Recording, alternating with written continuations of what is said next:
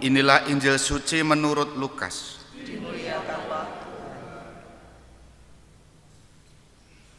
Yesus menyampaikan wejangan ini kepada murid-muridnya.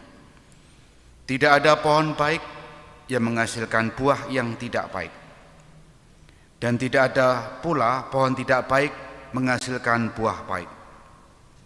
Sebab setiap pohon dikenal dari buahnya, karena dari semak duri orang tidak memetik buah ara, dan dari duri-duri orang tidak memetik buah anggur.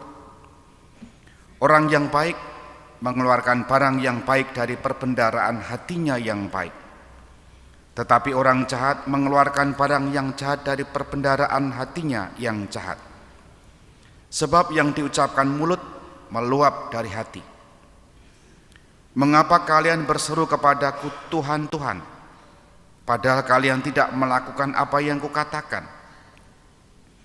Setiap orang yang datang kepadaku dan mendengarkan sabdaku serta melakukannya, aku menyatakan dengan siapa ia dapat disamakan.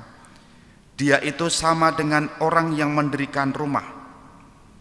Ia menggali dalam-dalam dan meletakkan dasarnya di atas batu.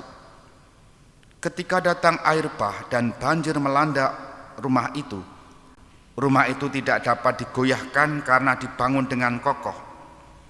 Sebaliknya, barang siapa mendengar sabdaku dan tidak melakukannya, ia sama dengan orang yang mendirikan rumah di atas tanah tanpa dasar. Ketika dilanda banjir, rumah itu segera roboh dan hebatlah kerusakannya.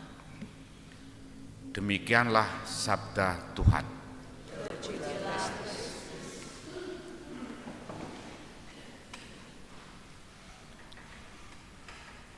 Orang baik mengeluarkan barang yang baik dari perbendaharaan hatinya yang baik, tetapi orang jahat mengeluarkan barang yang jahat dari perbendaharaan hatinya yang jahat. Saudari-saudara yang terkasih, selamat pagi berkah dalam.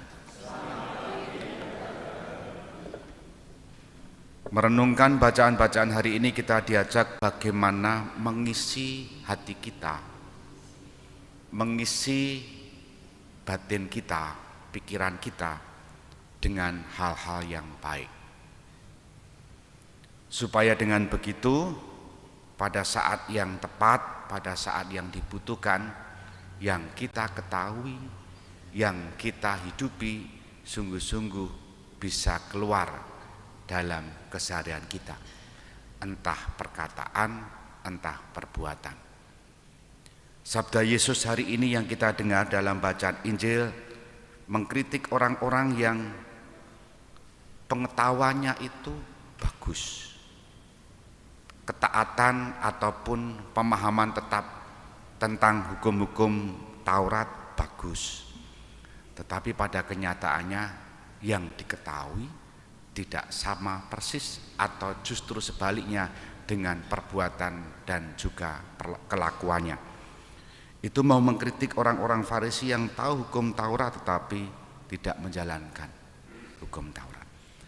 Maka permenungannya adalah, kita ini sudah sekian lama mendengarkan sabda Tuhan, sekian lama merenungkan sabda Tuhan, bahkan membekali diri dengan hal-hal yang baik, bahkan sejak kecil pun dididik oleh orang tua supaya baik.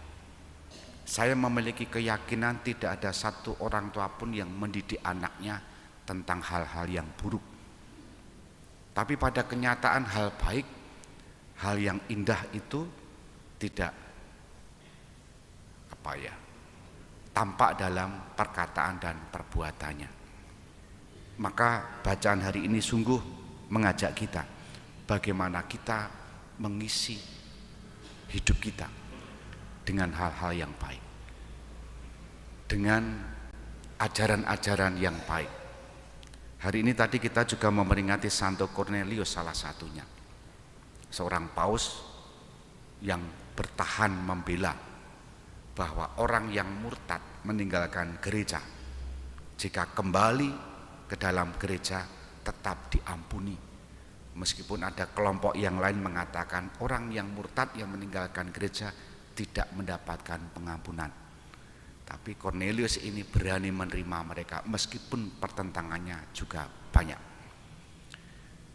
Nah, sementara itu Paulus tadi mewartakan bahwa Allah datang untuk menyelamatkan orang berdosa.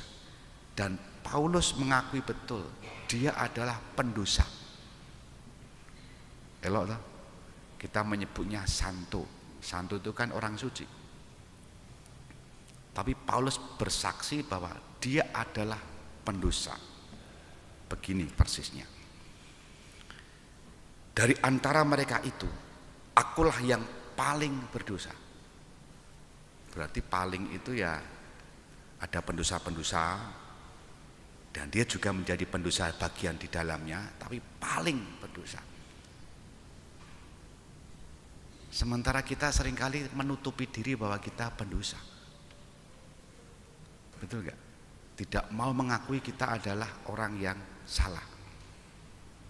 Kita juga bisa belajar dari Paulus, paling berdosa, sehingga dia mengetahui, tidak hanya mengetahui tapi mengalami bahwa Allah datang untuk menyelamatkan melalui Yesus Kristus.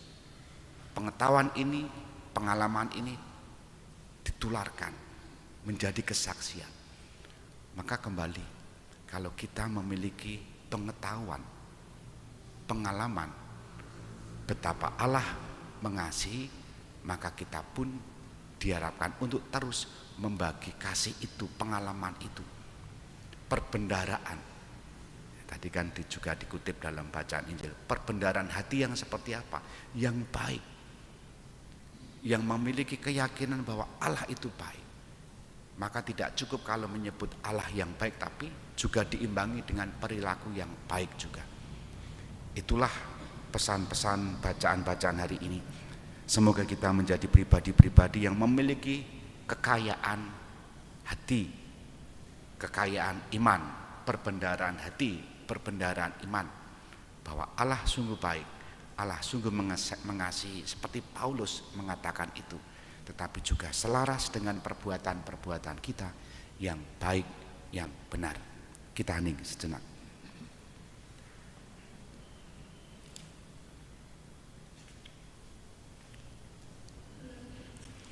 Dimuliakanlah Yesus yang dulu hidup, sekarang dan selama-lamanya.